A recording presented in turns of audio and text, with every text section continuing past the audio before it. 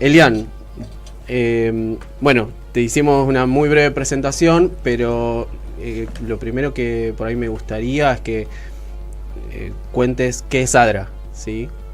Que para alguien que no conoce a fondo, por ahí no está metido en el tema, ¿qué es lo que hace ADRA en el mundo, en Argentina? Bueno, ADRA es una organización humanitaria global. Nuestra organización trabaja en más de 100 países y cuando decimos humanitario, como nosotros lo definimos, somos una organización que tiene el foco en trabajar en distintas crisis, ya sean desastres... ¿Me acerco más el micrófono? Bien.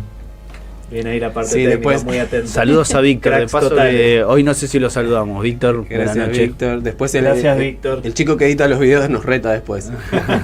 Muy bien, hay equipo. Entonces, no, cuando nosotros decimos agencia humanitaria es porque lo que buscamos es fundamentalmente salvar la vida de personas que sufren de alguna forma el impacto de desastres, ya sean guerras, todo tipo de catástrofes, terremotos, el espectro más amplio de lo que puede ser lo que la gente podría considerar como una catástrofe. Y en ese sentido trabajamos en la región, en Latinoamérica, en muchos países, inclusive Argentina, ¿no?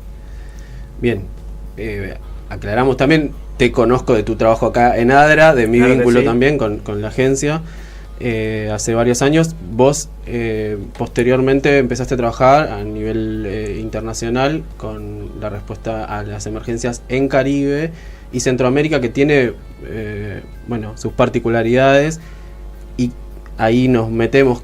¿Qué es lo que ADRA hace o cuál fue tu tarea en estos años ahí?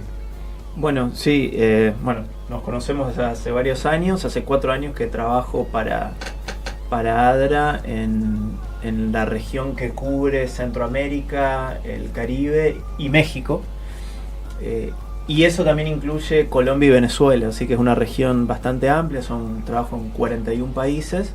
Y ahí principalmente tenemos 2 desafíos: los desastres naturales, especialmente lo que tiene que ver con huracanes, que es una parte una zona muy expuesta a huracanes. De hecho, ahora justo estamos en plena temporada de huracanes, así que como que la región sufre bastante eso. Y que tiene que ver con el otro punto, que es el tema de las migraciones.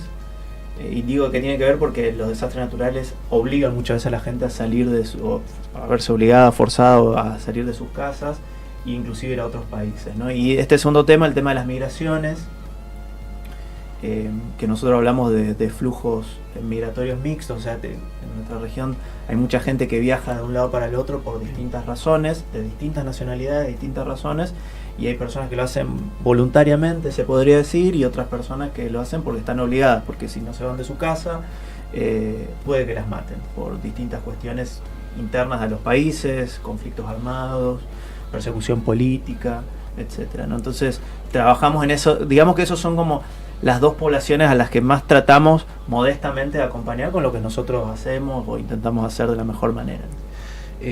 Buenísimo. La primera parte que contabas respecto de la respuesta ante desastres naturales de emergencia, uno sin conocer en detalle, y además mencionabas lo que sí tenemos en mente, que pasa por ahí en Centroamérica, huracanes y demás. Es difícil imaginar, ¿no? Por ahí imaginarte como a lo Indiana Jones respondiendo y resolviendo desastres. ¿En qué implica esa tarea en lo concreto? Bueno, nosotros como organización, te lo digo como organización y después desde mi rol lo que me toca hacer, como organización lo que hacemos es tratamos de estar lo más rápido posible en los lugares donde más se necesitan una vez ocurrido un desastre. Entonces, por ejemplo, te mencionaba los huracanes, que es algo que por ahí no nos toca acá en Argentina, pero que la gente que vive en esa parte del mundo, de nuestra Latinoamérica, está muy acostumbrada. Lo que buscamos hacer es trabajar con las comunidades, identificar comunidades que están muy expuestas a ese tipo de desastres, por ejemplo los huracanes, ayudándolas a que se preparen, y luego si el huracán, en este caso, te sigo con el ejemplo del huracán, ocurre, golpea a esa comunidad, tratamos de llevar ayuda lo más rápido posible. Eso es la etapa como aguda del desastre, que es como nosotros lo categorizamos, y luego ayudamos a que las personas se puedan reconstruir, recuperar, y tratar de volver a su vida normal lo más rápido posible. Entonces, como que el objetivo siempre es acompañar a las personas en todo ese ciclo, ¿no? Antes de preparación, porque son cuestiones recurrentes, los huracanes están en esa zona y siempre van a estar, entonces se preparen, si pasa algo, tratamos de estar ahí lo más rápido posible supliendo necesidades básicas y luego que se recuperen. Bien. Después mencionaste algo, creo que es central, que hasta acá no trajimos al programa. Si hablamos de lo que es el asilo, de que son las personas refugiadas, pero vos hablabas de flujos mixtos, ¿sí? De cuando aparece por un lado las necesidades de protección de las personas que se mueven de un país al otro, y otras personas que migran buscando un futuro, buscando un trabajo, ¿sí? Y eso se mezcla. ¿Cuál es la particularidad allá en Centroamérica? ¿Qué lo diferencia de lo que pasa acá en Argentina, por ejemplo? Bueno, está buena la pregunta. Sí, nosotros hablamos mucho de eso porque los movimientos de personas en esa región son tan grandes, especialmente después del COVID, pero tan grandes, que a veces es difícil para la gente explicarle o caracterizar a esa población, ¿no? Entonces sí, son personas que vienen de distintas nacionalidades, por los países de Centroamérica, pasan todos los años transitando con intención de ir de un país a otro. Pasan personas que vienen de 50 países distintos, que vienen por distintas razones, muchas veces son cuestiones económicas, simplemente buscar una mejor perspectiva, o de reunirse con su familia que ya migró, o personas que por una cuestión de persecución o de miedo a que una pandilla, un grupo armado, estoy pensando en el caso de Haití, y bueno, tenemos una comunidad haitiana acá que ha venido a Argentina y así en toda la región, ¿no? En población haitiana que se ha visto obligada a migrar de un país que sufre hace mucho tiempo una cuestión muy compleja interna, que también migra, ¿no? Entonces por eso hablamos de mixto, porque son muchas razones que hacen que las personas se muevan, ¿no? Y ahí también categorizamos personas que están obligadas o que se ven forzadas a irse de sus países, y personas que por ahí lo hacen, digamos, a un título más voluntario. ¿Cuál es el tránsito que hace la gente? ¿Hacia qué países se mueven? ¿Desde qué países? Mencionaste Haití, pero ¿qué es lo que ves allá? Esa es otra pregunta que está buena, porque nosotros hablamos de rutas migratorias y nosotros nos gusta decir a nuestra organización que trabajamos con un enfoque basado en rutas, es decir, y esto es algo por ahí distinto a lo que quienes siguen esta temática en Argentina por ahí conocen, porque Argentina no es un país necesariamente de tránsito como sí son esos países, ¿no? De Centroamérica. Y me vuelvo a acercar al micrófono porque no sé si tiendo a alejarme. Sí. Ustedes díganme por las dudas, rétenme. Siempre ahí cerquita ayuda. Sí, por las dudas, claro, y fuerte. Mejor. Entonces, en Centroamérica se da la particularidad, a diferencia del Cono Sur, de que la población mayormente que está en esa región es población en tránsito. O sea que sale de algún país de Centroamérica, o que está transitando de su país de origen a lo largo de Centroamérica hacia otro lugar, ¿no? Generalmente cuando hablo de esto, las personas piensan, bueno, son todas personas que lo único que quieren ir es ir a Estados Unidos. Eso es lo que la gente cree acá, en Centroamérica. ¿Nos vas a desmentir eso? Después podemos hablar de eso si quieren, okay. Pero es cierto, pero lo importante es que la gente sepa que las rutas son muchas, hay rutas migratorias que todo el tiempo se tienen que trazar, que se tienen que entender, no hay una sola ruta, no hay una ruta que perdura con un mismo sentido, norte-sur por ejemplo, o sur-norte, puede ser este-oeste, cambia en función de las necesidades que tienen las personas, en función de la situación en un país. En migración hablamos mucho del tema de los factores de atracción y de empuje, ¿no? Hay cuestiones que tienen que ver con lo que pasa en el país de uno que te empuja a salir de tu país. Hay cuestiones en otros países que invitan a las personas, que atraen a las personas a que se muevan hacia ese lugar. Y esas cuestiones pueden ser cuestiones de violencia, pueden ser cuestiones de políticas públicas que puede haber en un país determinado, una multiplicidad de razones, los desastres naturales. Entonces es algo complejo. Parte de nuestro trabajo es estar todo el tiempo tratando de identificar esas rutas, cuáles son esas rutas, para a lo largo de esas rutas acompañar a las personas de la mejor manera. Yo sí tengo una consulta, y es, por ejemplo, en el caso del tránsito, que a mí me parece un tema sumamente fascinante, porque usualmente no se habla tanto del tránsito como en términos de derecho, ¿no? Porque no se preocupan tanto por el tránsito y los derechos de las personas. Sí sería como para mí ideal si pudieras como decirnos cuál es como la labor que hacen ustedes en puntos focales, ¿no? Tipo el tapón del Darién, Colombia-Panamá, o la frontera, digamos, la sur con Tapachula, México-Guatemala, o la norte, ¿no? Que también es como demasiado amplia incluso para Estados Unidos y que tiene varia amplitud, pero sí es distinto la ejecución de ADRA en cada uno de esos lugares dependiendo de las necesidades. Se nota que conocías la región por los lugares que mencionaste. Bueno, entonces nosotros lo que hacemos es tratamos de identificar cuáles son las principales rutas y a lo largo de esas rutas cuáles son los puntos críticos donde nos parece relevante estar, por una cuestión de precariedad de lo que decimos los sistemas de recepción de esos países, o de que hay vacíos, no hay suficiente, hay mucha gente que se acumula por alguna razón en alguna frontera puntual y no hay suficientes recursos para paliar la situación que viven las personas que están en tránsito. Entonces, a lo largo lo que hacemos primero es trazamos la ruta e identificamos cuáles son esos principales focos o puntos críticos donde queremos estar. Ahora, te digo qué hacemos y después te digo, si querés, dónde estamos hoy por hoy como esos puntos críticos, ya que mencionaste algunos de ellos. Nosotros lo que tratamos de hacer es, una vez que identificamos esas rutas y los puntos críticos a lo largo de esas rutas, que principalmente son fronteras, porque en las fronteras es donde se generan muchos problemas de gente que sale, que entra, que no sabe cómo entrar a un país, cómo salir. Lo primero que hacemos es, tenemos a lo largo de la región una red de puntos, nosotros llamamos puntos de protección de ADRA, que son puntos que brindan fundamentalmente servicios de información para promover y apoyar a los gobiernos a favorecer o promover el ingreso y egreso regular de un país a otro. Y esto es algo que por ahí la gente no logra entender. De hecho, es otro tema que si quieren y si hay tiempo hablamos, o en otra oportunidad que me inviten, que es el tema de las migraciones. Ustedes saben que es un tema muy picante en Centroamérica, en México, en Estados Unidos, y las organizaciones estamos bajo la lupa porque se nos acusa muchas veces de promover la trata o la migración ilegal, como se dice coloquialmente.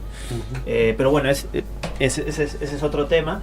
Pero nosotros lo que sí hacemos hincapié es tratar de favorecer el ingreso regular o egreso a un país. Para eso damos información. Nuestro foco está en dar información sobre cómo hacerlo, a dónde hay que ir, a qué entidad del gobierno hay que ir, y si identificamos necesidades humanitarias que tiene la persona. Es decir, una mamá que viene con una niña y tiene una necesidad puntual de salud. Bueno, si ADRA no brinda eso, ¿qué organización le puede dar ese beneficio, ¿no? Entonces, esos puntos de protección dan información y tratan de referenciar a las personas a los otros organismos públicos o de la sociedad civil que pueden responder a esa necesidad puntual. Entonces, alrededor de esos puntos de protección, que son información, que tienen, por ejemplo, internet satelital para que las personas se puedan contactar con sus amigos y familiares, un paquete de servicios que brindamos. Alrededor de esos servicios, nosotros, en función también de los recursos que tenemos y las necesidades que identificamos en esos puntos críticos, brindamos por lo general 2 o 3 cosas más que tienen que ver con la salud, la atención primaria de la salud. Tenemos clínicas móviles en algunas fronteras, alimentación para personas en tránsito también, y este servicio que yo les decía de referenciación. Si hay algo que identificamos como una necesidad que la persona tiene que ADRA no puede suplir con los servicios que damos, sí tratamos de tener esa red, ese mapeo de recursos para decirle a la persona, bueno, nosotros no podemos brindar ese servicio, pero sí está esta organización A, B o C o D que puede darte esa solución. Así es como, en resumen, como estructuramos nuestro trabajo. Y esa red, te cierro con esto, porque mencionaste algunos lugares, tenemos una red que conecta la frontera de Venezuela con Colombia hasta la frontera sur para Estados Unidos, norte para México, la frontera México-Estados Unidos, en Tijuana. Esa red de puntos están desde Tijuana, que es el punto como más extremo de México, aunque México tiene muchos pasos fronterizos con Estados Unidos, hasta la frontera con Venezuela. Y a lo largo de esos puntos, a lo largo de esa ruta que se conecta, digamos, hay muchos puntos más que van acompañando a las personas. Y no te hablo del sentido, porque nosotros estamos ahí independientemente de que las personas vayan para el norte o para el sur, que vayan o que vuelvan para donde sea, o que se muevan de este o oeste. Estamos ahí y seguiremos estando todo el tiempo que sea necesario y todo el tiempo que los recursos nos permitan, ¿no? Bueno, vos mencionaste que hay lugares de esos que es un tema especialmente picante, ¿sí? O candente. ¿Cuáles son esos puntos? ¿O hay alguno de esos, hay nodos donde particularmente haya más recursos puestos también para la atención, o donde por algún motivo ustedes como red de atención en la región le den mayor relevancia? Sí, claro. Te diría que la respuesta como fácil y aburrida es depende depende del contexto, porque cambia la política. Una cosa era nuestra atención y el flujo y la cantidad de personas que iban por un lado o para el otro hasta enero de este año. Con el cambio de gobierno de Estados Unidos cambió totalmente la dinámica en la región y rápidamente empezamos a identificar nuevo movimiento de personas con distintos destinos y nuevos puntos críticos. Entonces todo esto va cambiando en función de las políticas de los gobiernos muchas veces, no solamente, pero tiene mucho que ver eso, lógicamente. Ahora te identifico dos lugares. Yo diría que hay dos embudos, y a la gente que le interesa estos temas y quiere saber, llevarse una idea en el mapa, después que nos escuchan pueden buscarlo en el mapa. Hay dos embudos en la región. Quizás te diría tres, pero te voy a mencionar dos que me parecen los principales. Uno es la frontera sur de México con Guatemala, que hay una ciudad que se llama Tapachula, Ciudad Hidalgo, Tapachula, que es un embudo. O sea, hay todas las personas que vienen desde Sudamérica, Centroamérica, y que quieren ir hacia el norte, o que están en México, en Estados Unidos, y quieren o vuelven por la razón que sea hacia nuestro continente, o sea, hacia Sudamérica, todas pasan por ahí. Y ese es un embudo claro donde se condensa mucha gente. Y es un lugar bastante desafiante para trabajar, donde las personas cruzan en balsa un río, el río Suchiate, que divide Guatemala y México. Y bueno, ese es un embudo. Y el otro embudo que seguramente la gente habrá escuchado en las noticias es el paso entre Colombia y Panamá, que está separado por una selva, que es la selva del Darién, que la gente por ahí, la mayoría no sabe, pero Colombia y Panamá no tienen una conexión terrestre de carretera. Hay una selva que divide, por eso creo que vos decías el tapón del Darién, dijiste, se conoce como el tapón del Darién porque hay un tapón natural que separa Centroamérica y Sudamérica, lo cual es otro tema muy loco para conversar en otro momento. Pero, o sea, en realidad Centroamérica y Sudamérica no están conectadas por una ruta. Es muy loco por todo lo que nos une, pero Centroamérica y Sudamérica no están conectadas por una ruta. Llegan hasta ahí las rutas y nunca se conectan porque hay una tremenda selva muy inexpugnable que la gente que está desesperada, que deja todo, que decide dejar todo, dejar su país, su casa, su familia, y decide emigrar, o se ve obligada a emigrar, está dispuesta a cruzar. Y ese es otro punto muy muy caliente. Sí, tengo una consulta en la línea que decía Marcos, y es a mí como que me genera mucha curiosidad también entender las dinámicas de las organizaciones cuidadoras, si se quiere, con las organizaciones que vulneran derechos en cada país, ¿no? Por ejemplo, grupos armados al margen de la ley en Colombia, Panamá, Mara Salvatrucha, Centroamérica, y también redes de trata, narcotráfico y demás en México. En ese sentido, ¿cómo ADRA también se protege dentro de esas dinámicas tan fuertes que se dan en esa parte de Sudamérica y Centroamérica? Que si bien por lo menos México es un país que asesina a defensores de derechos migrantes constantemente. Entonces sí me gustaría saber cómo tienen esa autoprotección como organización también. Bueno, te lo puedo responder en dos, una buena pregunta. Te lo respondo en dos planos. Por un lado, como organización, todos nuestros países tienen, la parte más institucional sería que todos nuestros países tienen planes de seguridad, tienen que tener planes de seguridad que fundamentalmente tienen que identificar cuáles son los riesgos donde van a trabajar y explicar claramente a la hora de implementar un proyecto, que es fundamentalmente un servicio que el país, esa ADRA en un país, esa oficina nacional que trabaja en un país determinado quiere brindar, tiene que tener un plan de seguridad aprobado donde dice cuáles son los riesgos y qué va a hacer si esos riesgos se materializan y qué va a hacer para evitar que eso pase o para mitigar que eso pase, ¿no? Eso es como la parte institucional que la mayoría de las ONGs que trabajan en estos temas tienen o deberían tener. Eso es por un lado. Por el otro lado está el plano de, yo te dije al comienzo, somos una organización humanitaria. Y acá hay algo que es debatible y que no todos están de acuerdo. De hecho, organizaciones como por ahí como ADRA, a veces hasta son cuestionadas por eso. Nosotros cuando decimos somos organización humanitaria, lo que decimos es que nosotros trabajamos en base a 4 principios. Uno de esos 4 principios, para no hacerla larga, es el principio. Hay 2 cosas: principio de imparcialidad, dos de los 4 te menciono: principio de imparcialidad y principio de neutralidad. Me explico. Principio de imparcialidad es que nosotros decimos que brindamos asistencia humanitaria a las personas independientemente de su afiliación política, religiosa, su orientación sexual, género, etnia, lo que ustedes se le puedan. Nosotros brindamos asistencia en función de las necesidades de las personas. Algo que ustedes pueden decir, bueno, es bastante obvio, bastante loable, pero no es tan claro en el mundo donde nosotros trabajamos. Hay personas, organizaciones que dicen, no, a mí me interesa este grupo puntual. Y nosotros decimos, no, a nosotros nos interesa sí un grupo puntual. Las personas que tienen necesidad humanitaria, que necesitan comer, tener refugio en el sentido de techo, albergue, sí, de albergue, agua, medicinas, si no se mueren. Por eso hablamos de necesidad humanitaria, cosas que vos necesitas para vivir.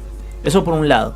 Ese es el principio de imparcialidad. Nosotros somos imparciales, no nos interesa otra característica, no define a la población a la que servimos. Eso por un lado.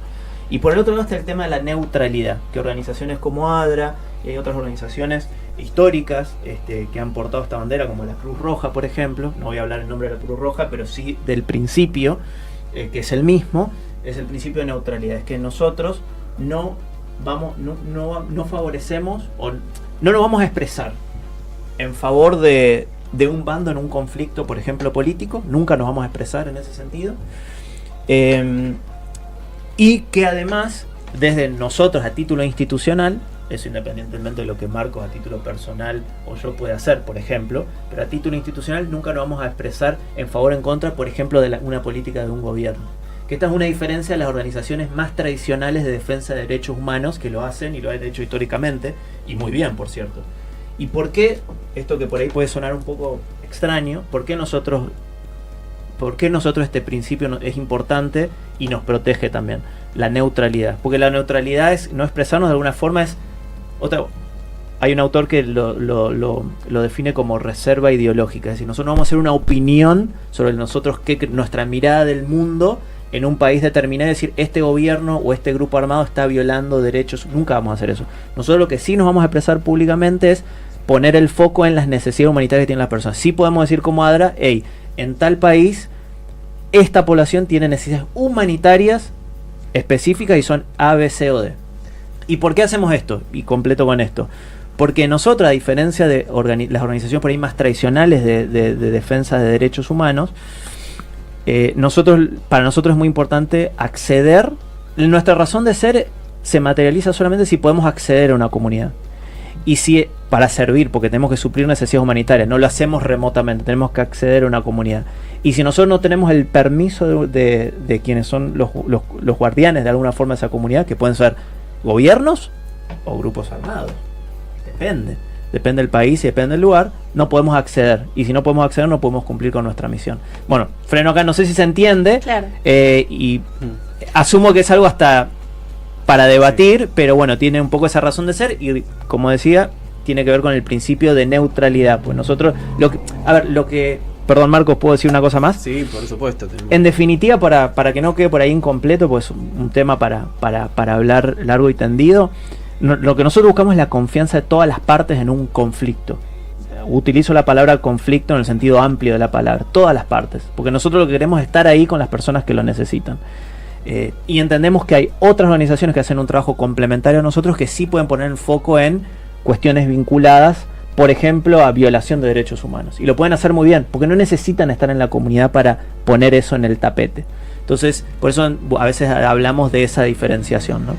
Está claro, por lo que nos explicás, nos contás, Elian, que el trabajo que se realiza es en contextos muy particulares, de los que se desprenden también estos principios, ¿no? Como la intervención en conflictos armados, en guerras, ¿sí? Y quería preguntarte eso, en tu experiencia, ¿cuáles de esos contextos tan particulares te han marcado más o qué nos podés contar de tu presencia allí? mencionaste la selva del Darién, no sé, ¿estuviste ahí? ¿Conocés de cerca? Sí, hay tantas cosas de la región. Ya que estamos hablando de migraciones,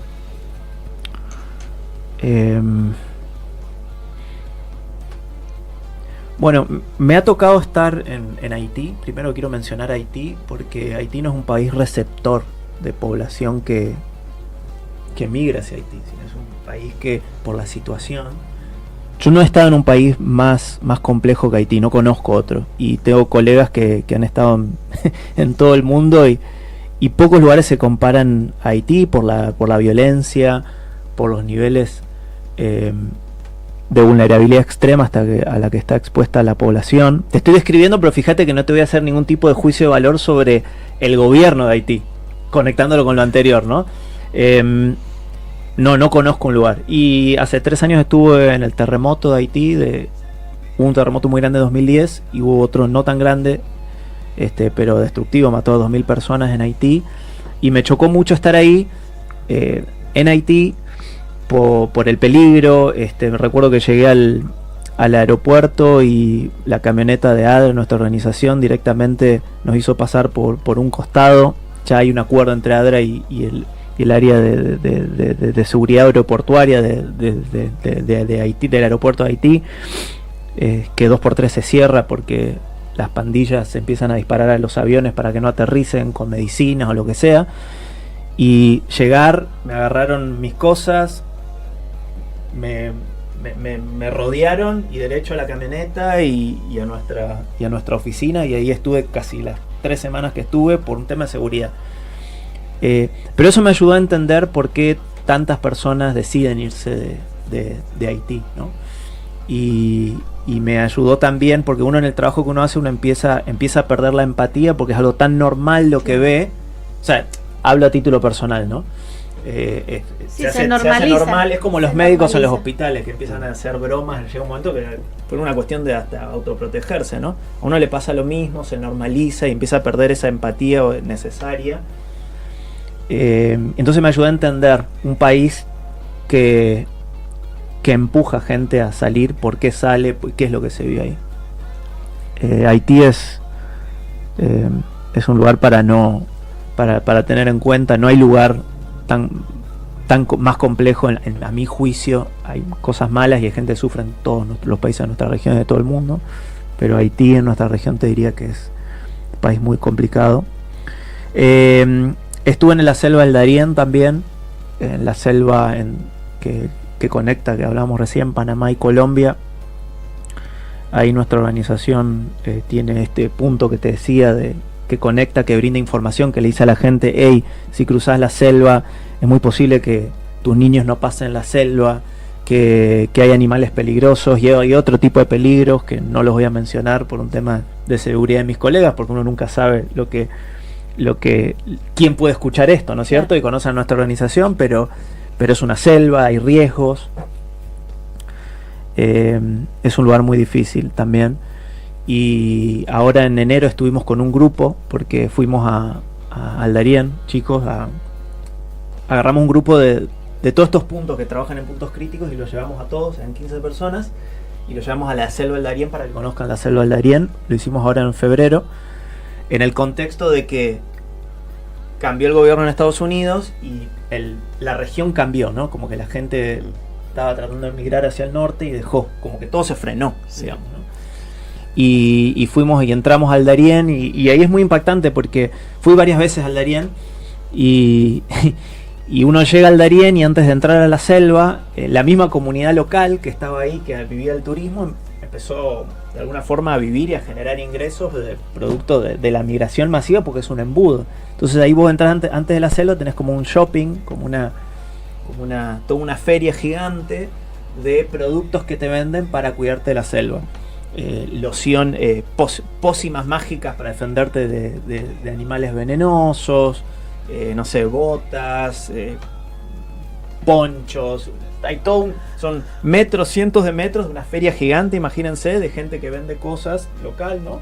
A los migrantes que pasan antes de entrar a la selva. Y me pasó algo interesante y muy triste, y ustedes me cortan si me extiendo, pero les comento que estábamos ahí en la entrada a la selva del Darién y había una familia que estaba volviendo, había llegado hasta México. Y con el cambio de gobierno de Estados Unidos dijeron, no vamos a entrar nunca a Estados Unidos, nos volvemos.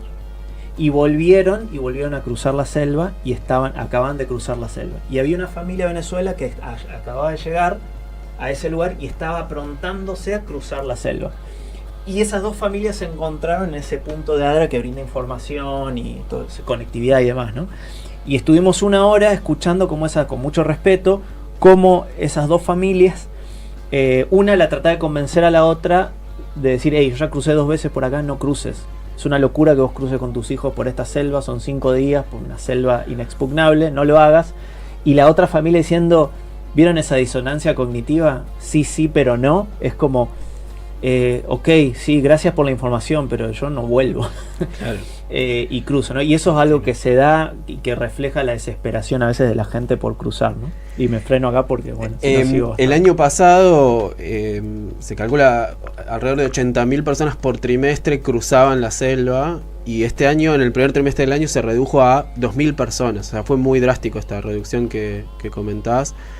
Yo lo que te quiero preguntar, además de eso, que responde a políticas de algunos de los países involucrados, principalmente y lógicamente de Estados Unidos, pero en términos generales de esa enorme tarea que están haciendo, ¿cuáles entendés que son los principales desafíos hoy? Y sí, cerramos con esa pregunta hasta la próxima vez que estés con nosotros por acá. Bueno, el primer desafío, siendo práctico, son los recursos. O sea, todo lo que hacemos nosotros hacemos con recursos financieros y este año se han reducido drásticamente. Primero por un cambio en la política migratoria en Estados Unidos. Un cambio, no hago juicio de valor, digo un cambio. Ustedes sacan sus conclusiones, eso es algo claro. Después porque el foco... Latinoamérica es el país con más migrantes per cápita del mundo. Es la región, Latinoamérica.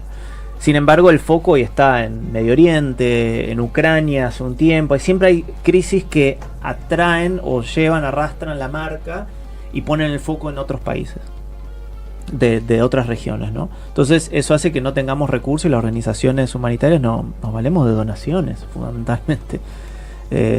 Entonces ese es el principal desafío operativo para poder nosotros cumplir con nuestra misión. Sin dinero no hay posibilidad de cumplir con nuestra misión. Eso es así de claro.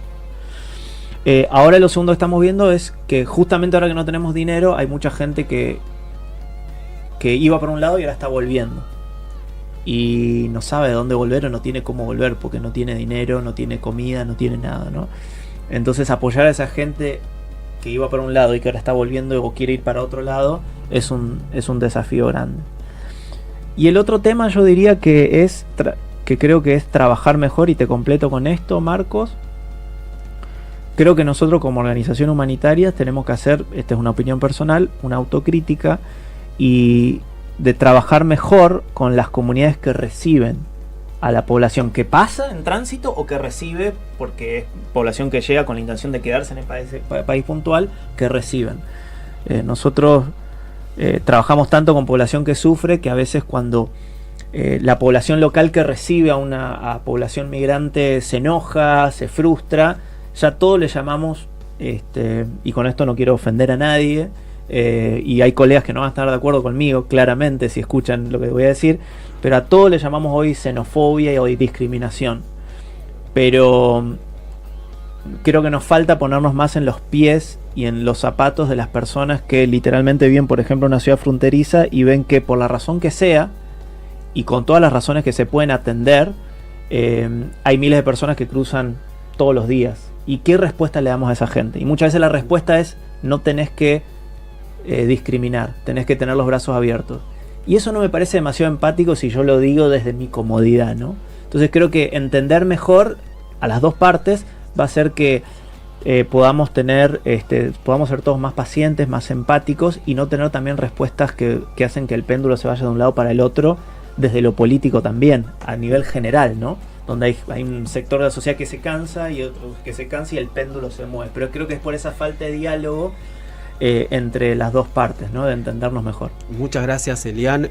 Lo último, sí, ¿Hay alguna página, algún lugar donde la gente que le interesa saber un poquito más de lo que vienen haciendo pueda consultar esto?